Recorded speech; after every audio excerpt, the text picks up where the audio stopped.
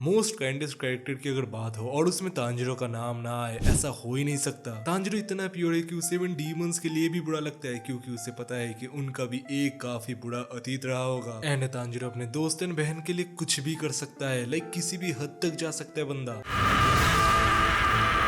Tanjiro mountains में पैदा हुआ था एंड वो सबसे बड़ा बेटा है की एंड तांजिरो कामाडो का, और उसकी फैमिली कोयला बेचते थे। जब तांजिरो के 5 सिबलिंग्स पैदा हुए तब से ही तांजिरो ने ठान लिया कि सबसे बड़ा भाई होने के नाते वो उनके लिए सब सहेगा एंड मजबूत बनेगा। भले ही उनकी फैमिली बहुत अमीर नहीं थी पर वो सब खुश थे एंड एक दूसरे की काफी परवाह भी करते थे। एक दिन जब टाकियो ने एक हॉट केटल गलती से गिरा दिया था तब तांजिरो ने उसे बचाया एंड इसकी वजह से तांजिरो के सर पर एक बर्न मार्क आ गया। बड़े होते होते तांजिरो ने कोयला जला के चारकोल बनाना सीख लिया एंड वो पास के टाउन में जाके ये सेल करता था एंड ऐसे ही वो अपनी फैमिली के लिए पैसे कमाता था। वो उस टाउन में आता जाता रहता था एंड इसीलिए टाउन के लोग भी तांजिरो को जानते थे एंड तांजिरो की मदद भी मांगते थे ये रोजमर्रा के काम के लिए। तांजिरो के फादर का तांजिरो पर बहुत ज्यादा इन्फ्लुएंस रहा है। उन्होंने ही तांजिरो को हिनोकामी कागुरा सिखाया था। ये एक रिचुअल डांस है जो कि उसके फैमिली जनरेशन में पास होता है विद हानाफुडा इयरिंग्स। एंड तांजिरो हमेशा ही अपने पिता का वो डांस देखता था। पर तांजिरो ने एक दिन पूछा कि इतने ठंडे वेदर में भी उनका स्टेमिना इतना ज्यादा कैसे रहता है, और वहाँ तांजिरो को पता चला ब्रीथिंग टेक्निक्स के बारे में। एंड ब्रीथिंग टेक्निक्स की वजह से ही उसके डैड बिना रुके डांस कर पाते थे। जब तांजिरो बड़ा हुआ एंड अपने कमजोर फादर की जगह डांस करने लगा तब तांजिरो ने जाना कि सही टेक्निक यूज करके इंसान अपना माइंड ब्लैंक कर सकता है, एक प्लांट लाइक स्टेट में जा सकता है एंड इवन दुनिया के आर पार देख सकता है। तांजिरो के पिता के मरने से पहले एक रात ऐसा आया जब एक भूखा भालू उनके फैमिली के लिए खतरा बन गया। तांजिरो तो उस भालू को देख के ही डर गया। ऑफ कोर्स वो बच्चा था, पर तांजिरो के पिता ने प्लांट लाइक स्टेट में जाके अपने एक्स से उस भालू को मार डाला एंड ये देख के तांजिरो शॉक्ड रह गया और इस बात को हमेशा हमेशा के लिए याद रखा। पिता के मरने के बाद तांजिरो के भाई बहन उसको ही अपना फादर फिगर मानने लगे। एक दिन तांजिरो नॉर्मली टाउन में गया कोयला बेचने और जब वो घर आया तब उसने देखा कि उसकी पूरी फैमिली मर चुकी है, बस उसकी बहन नेजुको ही बची है एंड वो भी बहुत ही ज्यादा बुरी हालत में। तांजिरो फिर नेजुको को कैरी करके डॉक्टर के पास ले जाने लगा, पर नेजुको ने बीच रास्ते में तांजिरो पर ही हमला कर दिया क्योंकि अब वो एक डीमन बन चुकी थी। तांजिरो मन ही मन अपने फैमिली से माफी मांगता है। वो नेजुको को रोकने की कोशिश करता है जिससे कि नेजुको अपनी इंसानियत ना खो दे एंड नेजुको इससे रोने लगती है, मतलब उसमें अभी भी इंसानियत थी। पर तभी वहाँ आ जाता है ग्यू टोमियोका जो कि नेजुको पर हमला करता है, पर तांजिरो से बचा लेता है। तांजिरो ग्यू को समझाता है कि नेजुको उसकी बहन है, पर ग्यू तो नेजुको को मारना चाहता था क्योंकि वो एक हासिरा था। अब हासिरा से पहले डीमन स्लेयर कॉर्प्स को समझो। डीमन स्लेयर कॉर्प्स एक ऑर्गेनाइजेशन है जो कि एंशिएंट टाइम से एग्जिस्ट करती है एंड डीमन स्लेयर कॉर्प्स का काम है इंसानियत को डीमन से बचाना एंड उनमें से हाई रैंकिंग डीमन स्लेयर्स को हासिरास कहा जाता है। तांजिरो ग्यू से भीख मांगता है कि उसकी बहन को जाने दे, मगर ग्यू समझाता है कि अगर किसी भी इंसान के खुले जख्मों पर डीमन का ब्लड गिर जाए तो वो भी डीमन बन जाता है। तांजिरो फिर भी समझाता है कि उसकी बहन ने किसी को हर्ट नहीं किया या फिर किसी को खाया भी नहीं, पर ग्यू मानने के लिए तैयार नहीं था। ग्यू के हिसाब से अगर कोई भी इंसान डीमन बन जाए तो उसे कभी ठीक नहीं किया जा सकता। तांजिरो फिर भी ग्यू से भीख मांगता है कि नेजुको को छोड़ने के लिए, पर ग्यू छोड़ ही नहीं रहा था और इसीलिए तांजिरो ग्यू पर हमला करता है, पर ग्यू तांजिरो को नॉक कर देता है। पर फिर भी तांजिरो की कुल्हाड़ी जो है ना वो ग्यू पर लगने ही जाती है, पर ग्यू बच जाता है। मानना पड़ेगा इस समय के दौरान भी तांजिरो बहुत ही ज्यादा स्ट्रेटेजिक था। फिर नेजुको तांजिरो के पास जाती है। ग्यू को लगा कि नेजुको तांजिरो को खा जाएगी, पर नेजुको तो तांजिरो को प्रोटेक्ट कर रही थी। जब नेजुको ग्यू पर हमला करती है तो ग्यू नेजुको को भी नॉक कर देता है एंड वो नेजुको के मुंह पर एक बैम्बू लगा देता है जिससे कि वो बाइट ना कर सके। ग्यू तांजिरो को माउंट सागरी में साकुंजी उरोकोडाकी से मिलने के लिए कहता है एंड नेजुको को सूरज की रोशनी के नीचे ना लाने के लिए कहता है क्योंकि सूरज की रोशनी से डीमंस मर जाते हैं। और फिर तांजिरो अपने फैमिली को बड़ी करता है। बाद में तांजिरो नेजुको के लिए एक बास्केट भी लाता है जिसमें कि वो नेजुको को डाल के इधर उधर ले जा सके एंड उरोकोडाकी के वहां जाने के रास्ते तांजिरो का मुकाबला डीमन से होता है। तांजिरो जैसे तैसे उस डीमन को हराता है, पर तांजिरो उस डीमन को मार नहीं पाता। तभी उरोकोडाकी तांजिरो को कहते हैं कि ऐसे वो डीमंस को कभी नहीं मार पाएगा। फिर उरोकोडाकी तांजिरो को ट्रेनिंग देते हैं और फिर तांजिरो जाता है फाइनल सिलेक्शन की तरफ, जिसके बाद ही वो एक डीमन स्लेयर बन पाएगा और तांजिरो फाइनल सिलेक्शन को भी पार कर लेता है और ऐसे ही वो बनता है एक डीमन स्लेयर। आगे जाके वो काफी अच्छे फ्रेंड्स भी बनाता है जैसे कि इनोसुके, जेनिट्सु एंड बाकी हासिरास। अब तांजिरो के एबिलिटीज के बारे में बात कर लेते हैं। ओवरऑल एबिलिटीज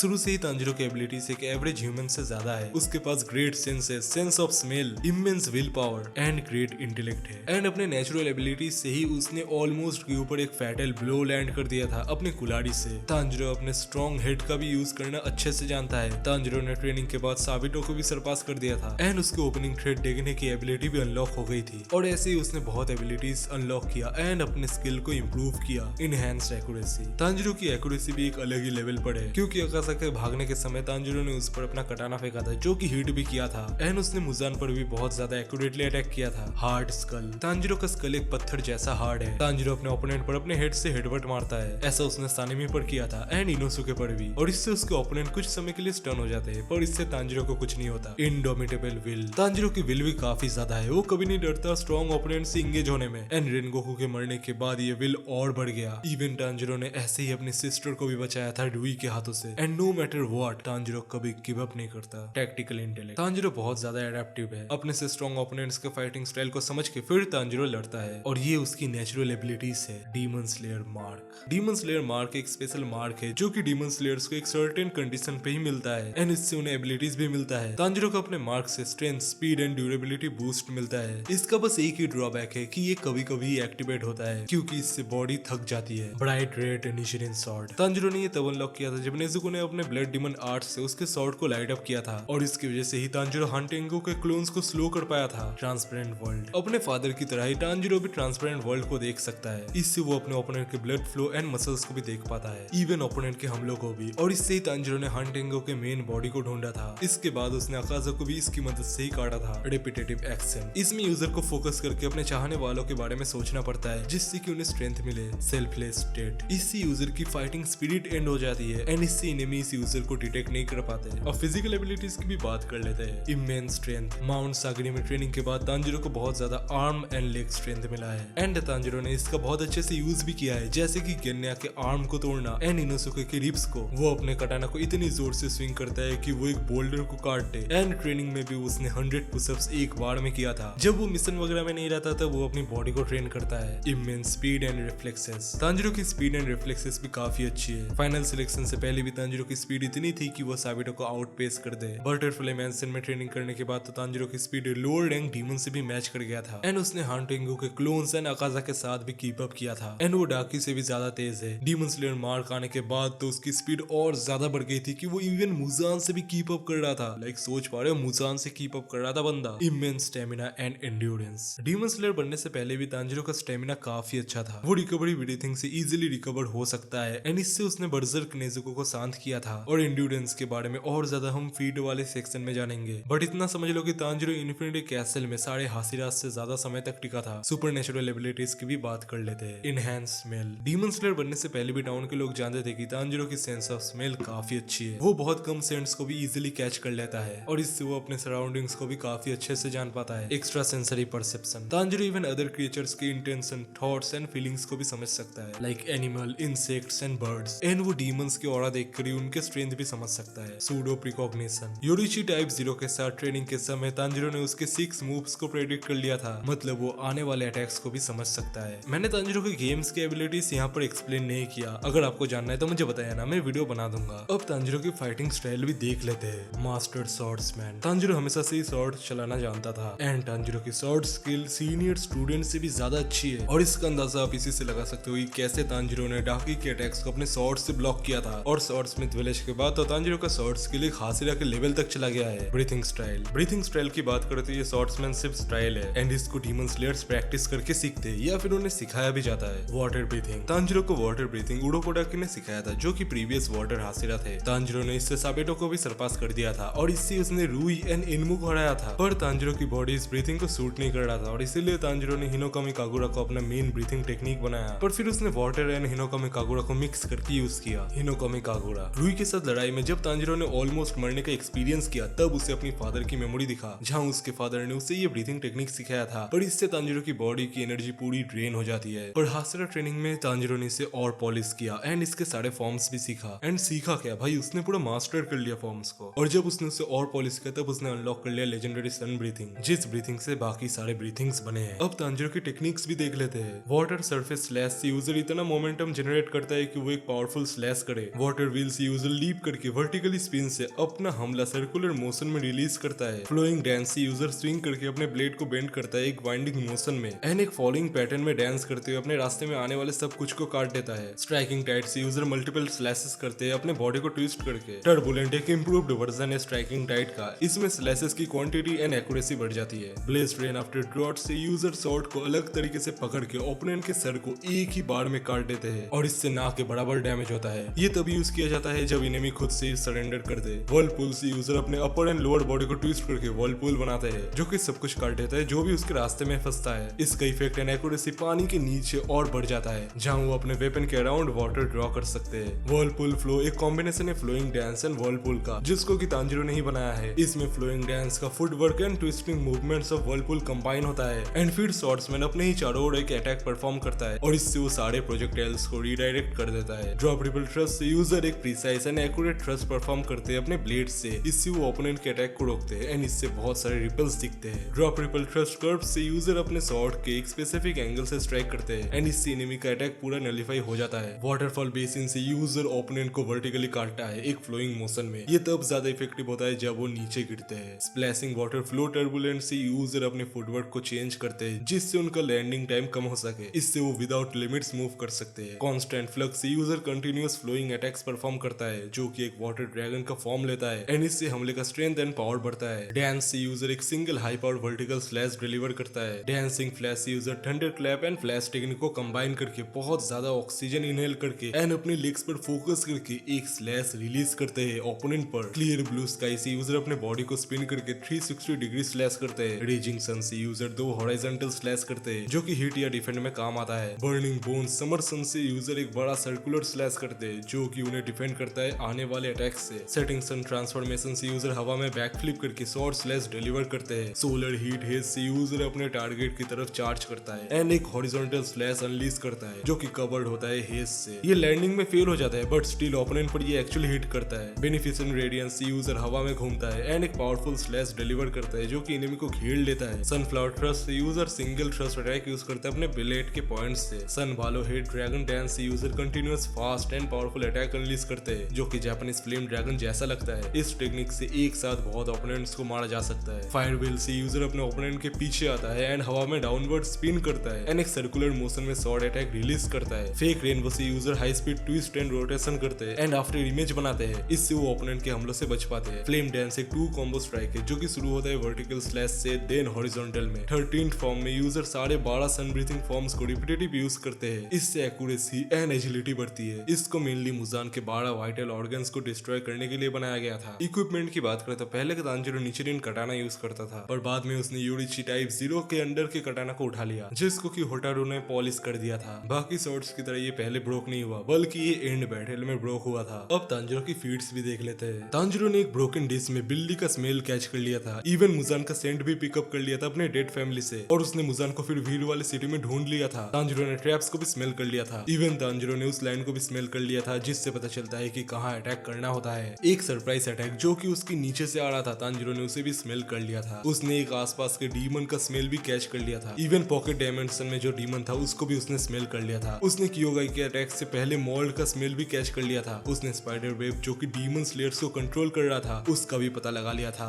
इवन उन स्पाइडर्स को भी जो कि उससे अटैच हो रहे थे उसने सिनोबु का गुस्सा भी स्मेल कर लिया था और अकाजा का ग्रेटिट्यूड भी। उसे रेनगोकू का सेंड भी याद था और उसने इनमु को भी सपने में रहते हुए स्मेल कर लिया था। उसने रोबोट के मूवमेंट्स को भी स्मेल से ही प्रेडिक्ट कर लिया था और इसके बाद से उसने मूव्स प्रेडिक्ट करना सीखा था। उसने इवन छोटे हांटेंगो को भी स्मेल कर लिया था। उसने नेजुको को रोक लिया था और उसने मैसिव बोल्डर को भी एक स्विंग से कट कर दिया था और तांजिरो ने अपने ग्रिप से गेन्या के हाथ भी तोड़ दिया था और इनोसुके के पेट में पंच मार के उसको दूर फेंक दिया था। उसने एक डीमन स्लेयर को भी ट्री पर फेंका था और एक स्पाइडर मिनियन का स्ट्राइक भी ब्लॉक किया था एंड एक कॉइन को बहुत ऊंचा फ्लिप किया था और इवन सिंजुरो के साथ भी फाइट किया था और लार्ज बॉक्सेस को भी उठाया था और स्ट्रीट से रूफटॉप पर भी जंप किया था एंड क्योटारो का सर अलग कर दिया था एंड हांडिंगो को भी काटा था और तेंजन का ट्रेनिंग भी 10 दिन में पूरा कर लिया था और बड़े लॉक्स को भी उठाया था एंड एक लार्ज रॉक को भी पुश किया था। तांजिरो एक क्लिप से गिरा था, उरोकुराकी के रॉक से हिट हुआ था एंड साबिटो से भी मार खाया था और टेमारी के हिट बॉल्स को भी झेला था जो कि इतने स्ट्रॉन्ग थे कि वो टामायो के घर के कुछ हिस्सा तोड़ दे। एरो डीमन ने भी तांजिरो को थ्रो किया था एंड ब्रोकन ट्री शॉट से भी वो हवा में उड़ गया था एंड कानाओ ने तो उसका जॉ तोड़ दिया था एंड मुइचिरो ने एक रॉक मारा था उसके फेस पर एंड फुटोन से भी मार खाया था एंड डाकी ने भी उसे विंडो में स्मैश कर दिया था और डाकी ने तांजिरो को स्ट्रीट पर भी फेंका था एंड नेजुको ने भी उसे सीलिंग पर फेंका था एंड वो विंडो से नेजुको के साथ गिरा था एंड जीरोसिकी का शॉट भी झेला था और सानेमी से भी मार खाया था एंड उसका सर दीवार में भी लगा था मुजान से लड़ते टाइम। हांटेंगु ने तांजिरो को ग्राउंड में स्मैश कर दिया था। ग्राउंड में प्रेस रहते हुए भी उसने हांटेंगु का हाथ काट दिया था। हांटेंगु के लाइटनिंग को भी उसने झेला था और मुजान का ब्लास्ट भी। तांजिरो मेडिसिनल साल्ट भी अपने साथ रखता है और डीमन स्लेयर यूनिफॉर्म फॉर्म्स को heat, cold and middle class demon nail से भी कुछ नहीं होता। उसने एक मैसिव वाटरफॉल के अंडर ट्रेनिंग भी किया था।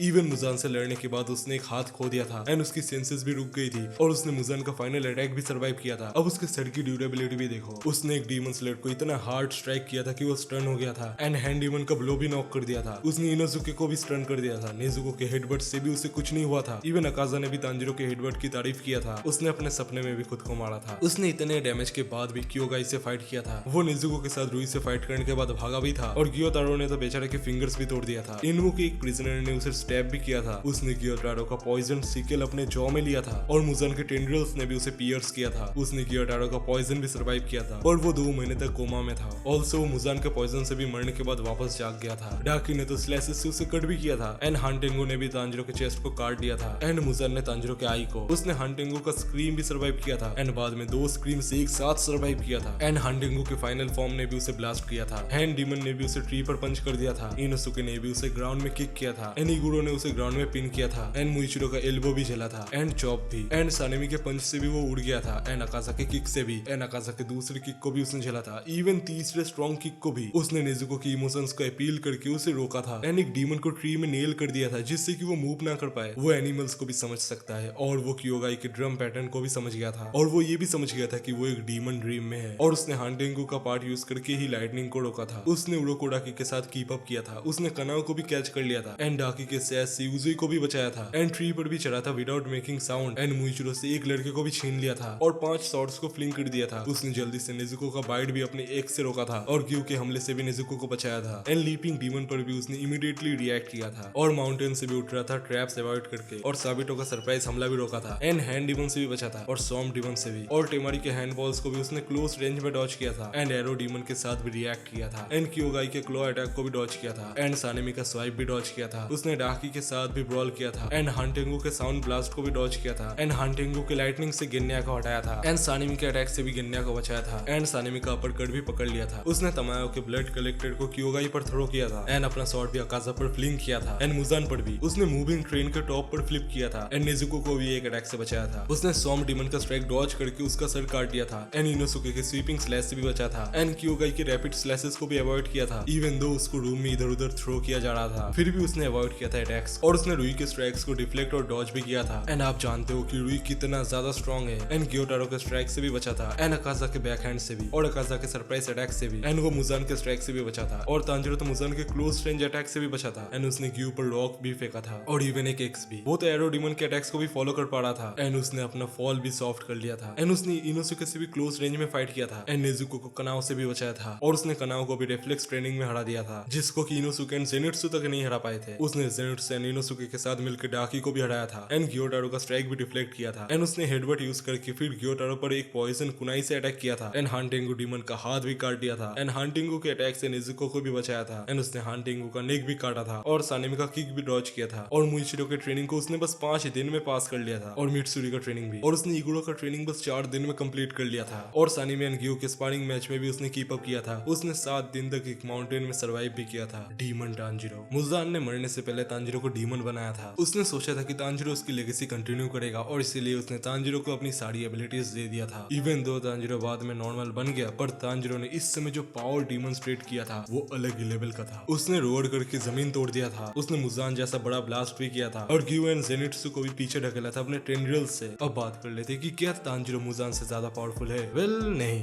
बट क्या डीमन किंग तांजिरो मुजान से ज्यादा पावरफुल है? जी हाँ बिल्कुल, डीमन किंग तांजिरो पावरफुल है मुजान से क्योंकि मुजान ने ही उसको अपनी पावर्स दिया था एंड वो डीमन किंग बनाया था मुजान की वजह से। और एक और बात ये है कि डीमन किंग तांजिरो पर सनलाइट का कोई असर नहीं होता और नॉर्मली बात करें तो नॉर्मल तांजिरो मुजान को नहीं हरा पाएगा और यस अगर डीमन किंग की बात करें तो वो हरा देगा। सो यस आज की वीडियो के लिए बस इतना ही। तांजिरो सही में काफी काइंड कैरेक्टर है। आई होप कि आपको आज की वीडियो पसंद आया होगा। अगर हाँ तो एक लाइक कर देना और चैनल पर नया है तो सब्सक्राइब भी कर देना। मैं मिलता हूं आपसे अगले वीडियो में, तब तक के लिए बाय बाय।